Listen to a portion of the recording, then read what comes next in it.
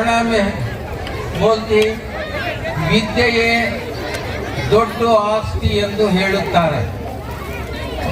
ಯಾಕೆಂದರೆ ವಿದ್ಯೆ ಇಲ್ಲದವನು ಏನು ಮಾಡಕ್ಕೂ ಆಗೋದಿಲ್ಲ.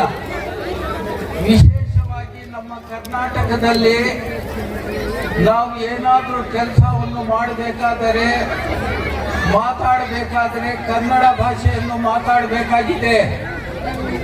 ಯಾಕಂದ್ರೆ ನಾವು ಕನ್ನಡ ನಮ್ಮ ಎಸ್ಪೆಷಲಿ ನಮ್ಮ ಮುಸ್ಲಿಮ್ಸ್ ಮಕ್ಕಳಲ್ಲಿ ಕನ್ನಡಗೆ ತುಂಬಾ ಬೇಜಾರಾಗಿ ತಗೊಳ್ತಾರೆ.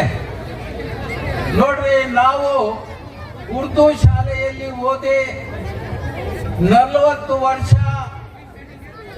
ಸರ್ಕಾರಿ ಕೆಲಸವನ್ನು ಮಾಡಿ ರಿಟೈರ್ಡ್ ಆದ್ಮೇಲೆ 10 ವರ್ಷದಿಂದ AM ಶಾಲೆಯಲ್ಲಿ ಹೆಡ್ ಮಾಸ್ಟರ್ ಆಗಿ ಕೆಲಸ ಮಾಡ್ತಾ ಇದ್ದೇನೆ. ಸುಮಾರು 50 ವರ್ಷದಿಂದ ನಾನು ಮಕ್ಕಳಿಗೆ ಬೋಧನೆ. ಇವತ್ತು ನಮ್ಮ ಹತ್ರ ಓದಿರ್ತಕ್ಕಂಥವ್ರು ಅಮೆರಿಕಾದಲ್ಲಿದ್ದಾರೆ, ಸ್ವಿಟ್ಜರ್ಲ್ಯಾಂಡ್ ಅಲ್ಲಿದ್ದಾರೆ, ಆಮೇಲೆ ಆಸ್ಟ್ರೇಲಿಯಾದಲ್ಲಿದ್ದಾರೆ, ಇಂಗ್ಲೆಂಡ್ ನಲ್ಲಿದ್ದಾರೆ. ಎಲ್ಲ ಮಕ್ಕಳು ನಾವು ಕನ್ನಡ ಶಾಲೆಯಲ್ಲಿದ್ದಾಗ ಅವರೆಲ್ಲ ಓದಿ ಒಳ್ಳೆ ಹುದ್ದೆಗಳಿಗೆ ಹೋಗಿದ್ದಾರೆ. ನಮ್ಮ ಮಕ್ಕಳು ಈಗ ನಾವು ನೂಗುಲ್ ಬಂಡೆಯಲ್ಲಿ ನಾನು 8 ವರ್ಷ ಕೆಲಸ ಮಾಡಿದೆ.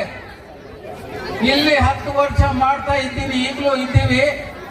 ಆದರೆ ನಮ್ಮ ಮಕ್ಕಳಿಗೆ ಏನಾದರೂ ಕೇಳಿದ್ರೆ ನೀವು ಏನಾಗ್ತೀರಂದ್ರೆ, ನಾನು ಕಾರ್ಪೆಂಟರ್ ಆಗ್ತೀನಿ, ನಾನು ಪೇಂಟರ್ ಆಗ್ತೀನಿ, ನಾನು ಮೆಕ್ಯಾನಿಕ್ ಆಗ್ತೀನಿ. ಯಾರು ಒಬ್ರು ಹೇಳಲಿಲ್ಲ ನಾನು ಇಂಜಿನಿಯರ್ ಆಗ್ತೀನಿ, ನಾನು ಡಾಕ್ಟರ್ ಆಗ್ತೀನಿ ಅಂತ.